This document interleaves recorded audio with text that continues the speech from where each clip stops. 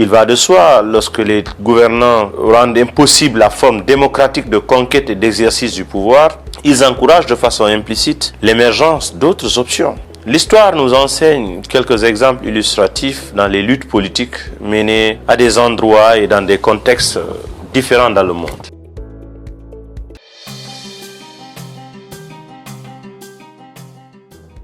La légitimité des lois et décisions dans la gouvernance de nos États.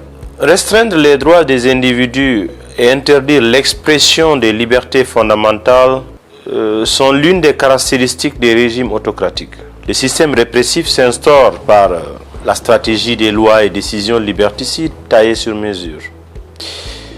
À défaut d'avoir de la vertu et la capacité à régler ou anticiper sur les problèmes de la société, les dirigeants véreux et radicaux s'arrangent toujours à rendre illégales toutes les formes pacifiques de contradiction. Cela leur permet de prédisposer les esprits immatures, donc manipulables, à la justification de la répression, aux emprisonnements et à toute forme de maltraitance des opposants et activistes. Ce type de pratique encourage la radicalisation et la clandestinité dans la résistance. Il va de soi, lorsque les gouvernants rendent impossible la forme démocratique de conquête et d'exercice du pouvoir, ils encouragent de façon implicite l'émergence d'autres options. L'histoire nous enseigne quelques exemples illustratifs dans les luttes politiques menées à des endroits et dans des contextes différents dans le monde. En Afrique du Sud, l'African National Congress, l'ANC, le mouvement anti-apartheid qui avait été interdit d'activité par les autorités prétendument légales et légitimes du pays, les partisans et leaders de la contestation étaient considérés comme étant des terroristes communistes. Donc leur répression sanglante y trouvait sa justification. Leur organisation était également sur la liste noire de plusieurs pays qui collaboraient avec le régime d'apartheid. La suite a été la lutte armée jusqu'à la chute du système de discrimination raciale et l'instauration de la démocratie représentative. L'esclavage, le racisme, la colonisation avaient été aussi instaurés par des lois faites par et pour des régimes oppresseurs. C'était des systèmes de domination qui protégeaient des intérêts particuliers tout en imposant la soumission aux victimes, et cela au nom du respect de la loi.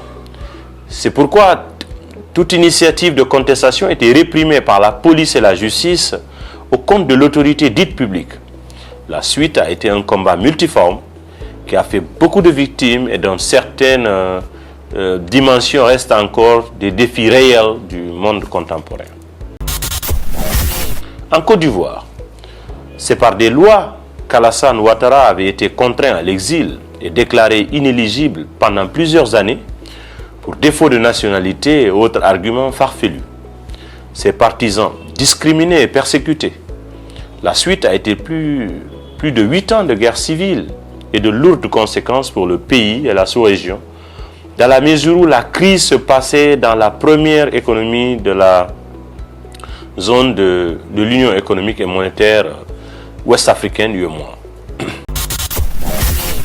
Au Rwanda, Paul Kagame et sa communauté, les Tutsis, ont été aussi victimes de discrimination et de persécutions pendant plusieurs décennies sur la base des lois fabriquées pour favoriser l'injustice à leur égard. L'apothéose de la criminalité d'État a été le génocide de plus de 800 000 Tutsis en 1994. Il a fallu que cette communauté s'organise autour d'un mouvement de résistance armée qui s'appelait le Front patriotique rwandais, FPR, pour non seulement mettre fin aux horreurs du génocide, mais également ramener un équilibre et une justice sociale dans ce pays où cohabitent aujourd'hui Hutus, Tutsis et toutes les autres communautés. En fait, lorsque les politiques se mettent au service du mal, ils taillent les textes de loi à la mesure de leur agenda, en utilisant des idéologues, des théoriciens, des juristes pyromanes. C'était le cas dans les exemples précités, et sous d'autres cieux qui vivent encore ou ont vécu des tragédies similaires. C'est pourquoi la loi et les théories dans certains contextes ne peuvent suffire pour rendre acceptables tous les actes d'une autorité publique. Raison de plus pour poser souvent la question sur la légitimité de ceux qui gouvernent. Qui fait la loi? Selon quelle modalité? Quelle est la qualité de leur mandat? Sont-ils correctement élus ou nommés pour prendre des décisions d'ordre législatif, administratif pour l'intérêt général? À cet égard, il faut se dire qu'un régime politique en crise de légitimité, soit par les conditions de son élection ou par son inefficacité dans la gestion, ne peut disposer d'une autorité suffisante pour prendre certaines catégories de décisions, tant sur le plan politique, économique, au risque de mettre en danger l'équilibre politique et social du pays. Parmi ces décisions les plus préjudiciables à l'avenir social et économique figure la question constitutionnelle. L'octroi des concessions minières sur les ressources non renouvelables du pays sans aucun contrôle parlementaire. Je veux dire des élus du peuple. Ces contrats sont souvent plus risqués lorsqu'ils reposent sur des prêts adossés aux ressources minières du pays. Bonne chance à la Guinée.